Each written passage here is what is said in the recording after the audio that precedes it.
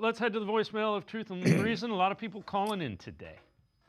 I don't know, like, who's making the decisions on who does what, but the Browns will never be successful if the GM and the head coach can't make decisions that's best for the team. If you've got the owner and his son-in-law or Paul DePodesta saying, well, we should do this, you're not trying to win, man. Stop lying to the fan base and telling them that you're trying to win, because if you did, you wouldn't keep trotting out Joe Flacco. He's the worst quarterback in the league right now, and at the end of the day, you might as well just put your rookies in.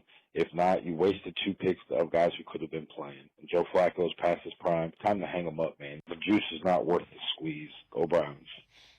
As always, appreciate all of the voicemails. I can't argue with the way Joe Flacco has played. The only thing I would say is I thought he probably gave him the best chance to win early. And remember, your rookie quarterbacks are 3rd and 5th round picks. They're picked in that, in like you picked somebody in the 1st round that you thought, this guy's close to being ready. Those are developmental guys. So I understand frustration of the fans, and Joe Flacco has looked bad. There's no other way. I can't. He's looked bad. Well, this is where I'm kind of at with this, Dave. And, obviously, your listeners, Pete Smith's on your show from time to time. And, Pete and I do a bunch of work over at the OBR together. And we're kind of split down the middle on this.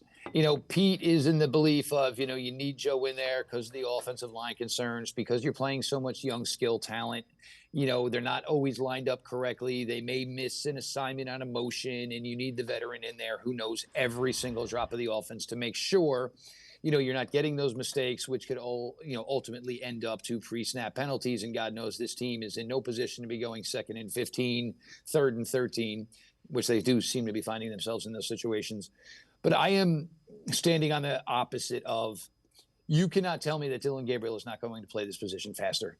Everything Joe does, I don't want to say it looks labored, but if you didn't know Joe was 40 years old, once somebody told you Joe was 40 years old, I think everybody would believe it. What was always been a big part of this offense was been, rolling out the quarterback. You just can't do that with Joe. You just don't have that luxury. I think Dillon Gabriel would go in there, would get the snap, and would go through his read progression. And the first read he felt was open, he would throw it to. I don't think he's going to try to make, a big play. I think and these are all things that we heard specifically from the Browns in regards to Dillon Gabriel. They were in love with his processing speed. They were in love with the fact that he played on schedule. Well, he started 63 college games. And yes, he was drafted in the 3rd round.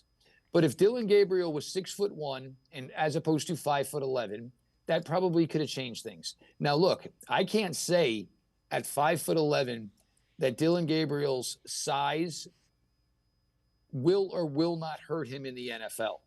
But I don't know if I necessarily want to hear development in a guy that is about to be 25 years old, in a guy that started 63 collegiate games.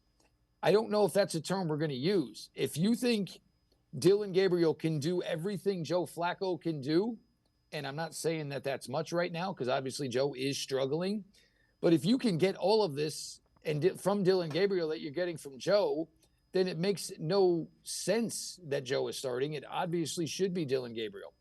The lack of size is certainly a concern.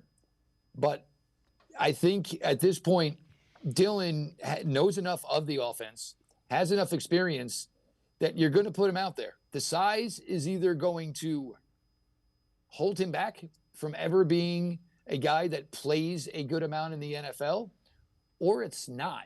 And, the veterans, look, these guys are 1-3. They're not foolish. They know this offense does not have much mojo right now.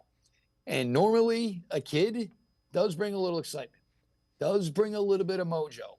I understand Minnesota, a Brian Flores coached defense may not be the ideal situation, but I think without question, it's time to get him out there because I think he can do everything that Joe's doing, but I also think you're going to get an uptick as far as everybody being fired up.